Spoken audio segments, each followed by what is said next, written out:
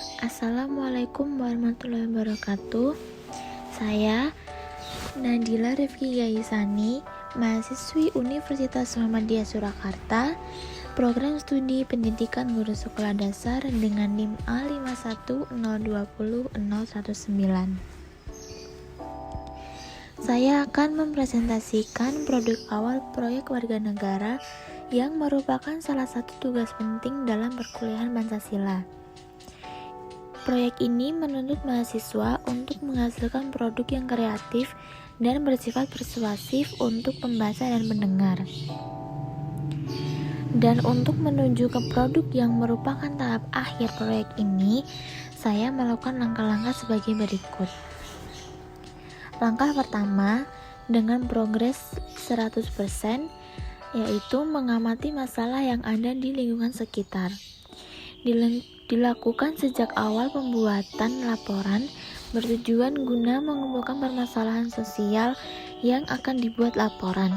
Dari hasil pengamatan di lingkungan sekitar, saya memperoleh data kasus yaitu 1. Larangan mengumumkan berita duka selain agama Islam. 2. Kekerasan antar teman sebaya. Dan ketiga, aktivitas berlebihan yang mengganggu ketentraman tetangga. Langkah yang kedua, dengan progres 100%, yaitu menentukan permasalahan yang dipilih. Dilakukan setelah mengamati lingkungan sekitar dan memilah dari data sebelumnya.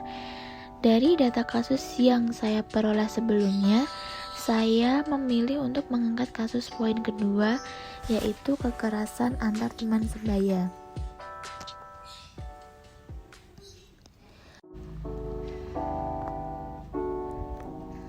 Kasus yang saya angkat, kekerasan yang dilakukan seorang anak terhadap teman sebayanya yang masih duduk di bangku sekolah dasar.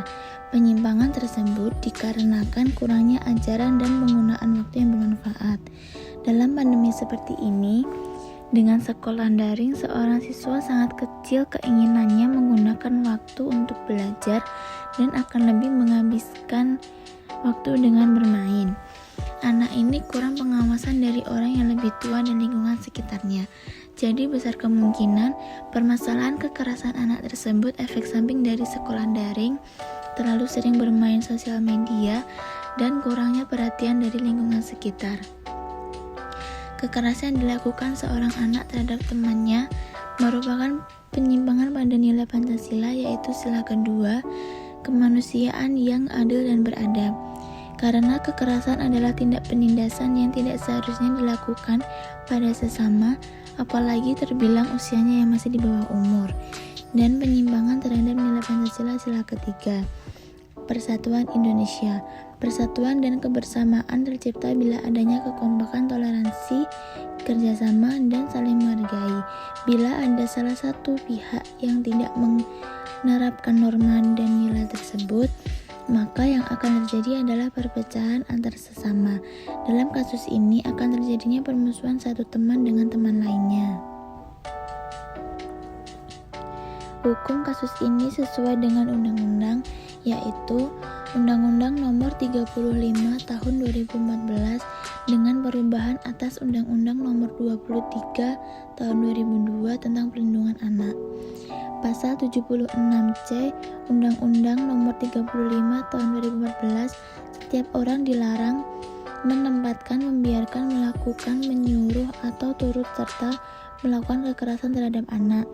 Pasal 54 Undang-Undang 35 Tahun 2014 yang berbunyi, anak di dalam dan lingkungan satuan pendidikan wajib mendapatkan perlindungan dari tindak kekerasan fisik, psikis, kejahatan seksual, dan kejahatan lainnya yang dilakukan oleh pendidik, tenaga kependidikan, sesama peserta didik, dan atau pihak lain.